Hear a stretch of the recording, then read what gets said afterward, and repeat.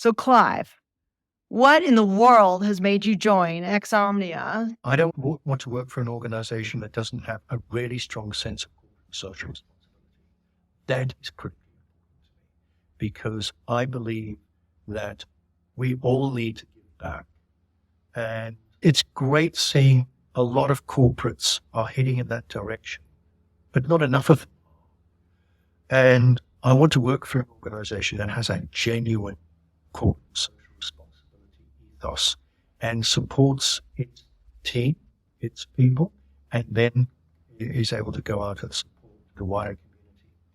So, to that, you agreed that you wanted to set up a foundation, and where the foundation would be funded from profits from the company. And then I could head up that foundation to be able to take that investment out into the broader community. I've got personal, not so much charities per se that I am very wedded to, but they're important to me. And things like homelessness, domestic and family violence, refugee programs, and so on, are really important to me.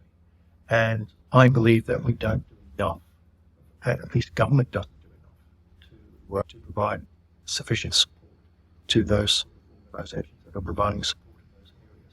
And the management committee of small local not-for-profit family that provides support in those three areas, and they are really important to me because I have seen the impact of that homelessness, family domestic violence, and refugees on the actual individuals and how they have struggled and they've come into that organization and how we've been able to support them, the difference it makes, the impact it makes on their lives.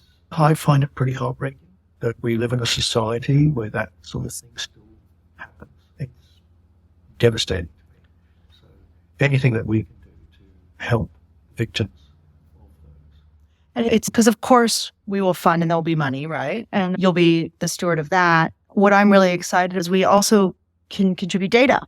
And a lot of the decisions these charities are making right now. So I'm excited about the financial benefits that the foundation will be able to deliver, but also the opportunity for organizations in these spaces to take their data and be able to analyze that, to be able to identify where they can better invest their time and resources to really hit the mark and actually start to make some foundational shifts so that they can start to identify those real causes and address the root causes.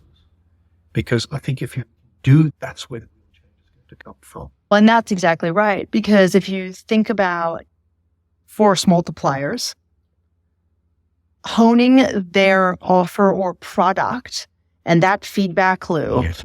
And of course, they can't necessarily hire the high-end engineers, data scientists by the data sets as it currently is. It's not easy. It's not easy for corporates. But it's impossible. And that's the honest truth. It is impossible. This charity that I'm with, our annual budget is $1.1 million. It's nothing in the grand scheme of things. That's absolutely nothing. But having said that, we are able to make an impact on the lives of a reasonable number of people, and we want to be able to have a greater impact. And that requires two things. It requires more money. So we're working hard on trying to bring more money in. It requires more resources, so the money will provide us with the resources, but then it comes down to intelligence. How can we best deploy the funding and the resources that we've got to have an even greater impact? Social housing, affordable housing. Again, for people to sit on housing lists for 10 years, it's just impossible. And even when we had one young woman pitch up at the centre, and she had left a very abusive relationship in Queensland, and she basically hitchhiked her way down to Sydney, landed up on the Northern Beaches, didn't have a single cent, clothes on the back, and that was basically it. So we were able to work with her to get her into some temporary accommodation, to get her some support for settling and so on, and help to start to get her back on the train. For me, it's genuinely heartbreaking. see. Also, like to recognize that there was an opportunity to do something. And what I see here, and I'd love if you could talk and give a succinct comparison, but everyone thinks of startups and venture-backed high-growth companies, especially in deep tech like Exomnia. They think of them as profit-making machines. By solving a lot of the complexity and infrastructure and bringing in a new era of analytics, that's the price. Like corporates can get whatever benefits they want. It's the same force multiplier that can then come into the nonprofits. When we talk about impact, sometimes we talk about charity, but really what we're talking about is we change the entire way it's done, the costs, the resourcing, the infrastructure, and that affects everyone. Yeah, it does. We're making it affordable. We're making it impactful. And as you said, it acts as that force multiplier. Yeah. I think that's really exciting. So for me, sometimes I lead with that.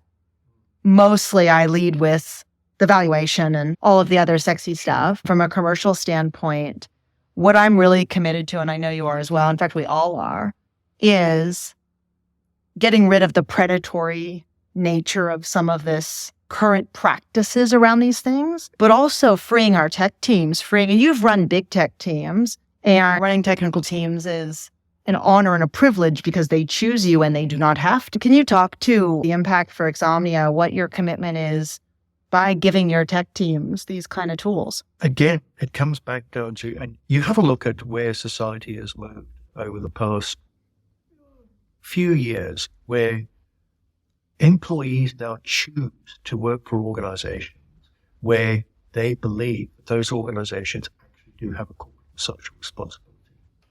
It is really important to them. And so, yes, you were talking about the sort of the sexy end of it, of going out there and finding the venture capital and the funding and all that sort of thing. And it is exciting. There's no question about it.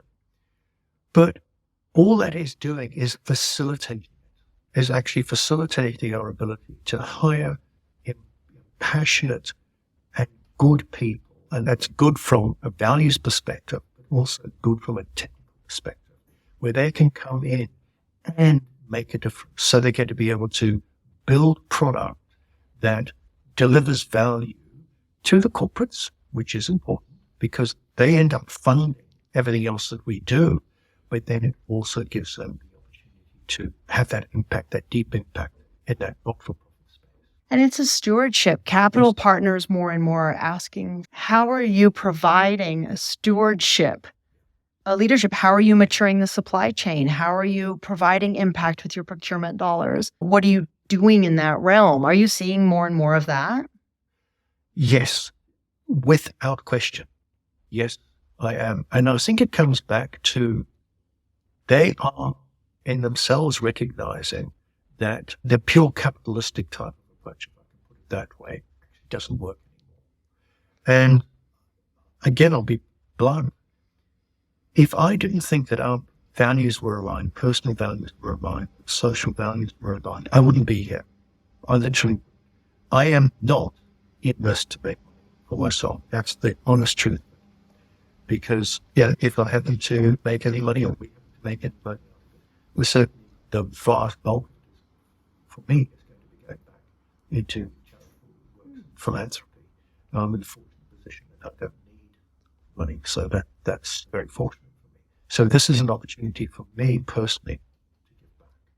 Thrilled to have you on the team. This is one of those things that 10 years ago, when I met you, and you had first joined the company we were at, and you sat me down and you asked my opinion, and you took out your tech strategy and forward look, and you gave me a very snazzy phone, I think trial phone out of the tech fund.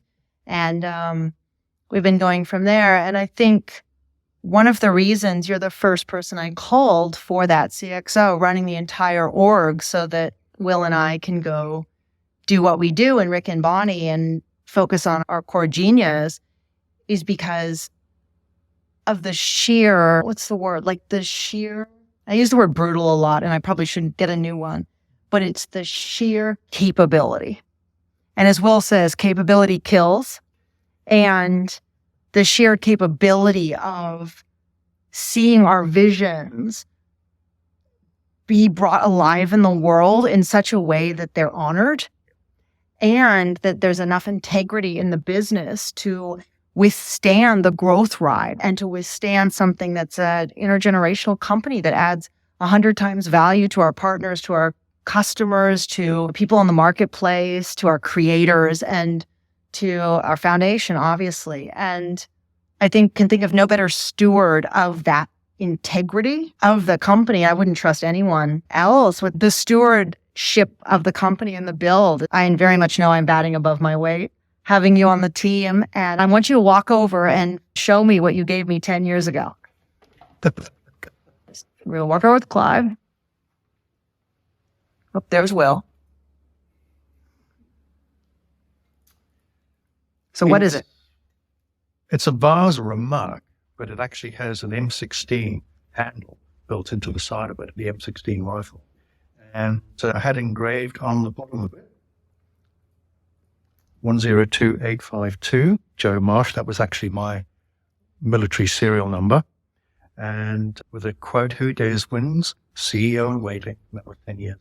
Oh my goodness. So that was a long investment, a 10-year IRR, and now you have to work for it. So welcome to your opportunity to build a company. Thank you.